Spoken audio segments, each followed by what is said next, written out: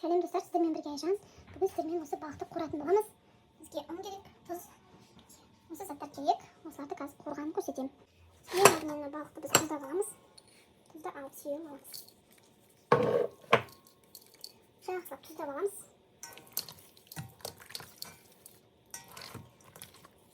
Тұзы көбірек болған қалайды кейбір адамдар. Араластырамыз.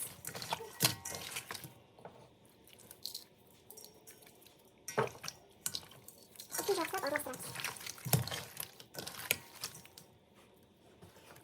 Жақсылап араластырып алдық. Енді бұл 5 минуттай тұру керек. Етін себеміз. Енді дайындап аламыз.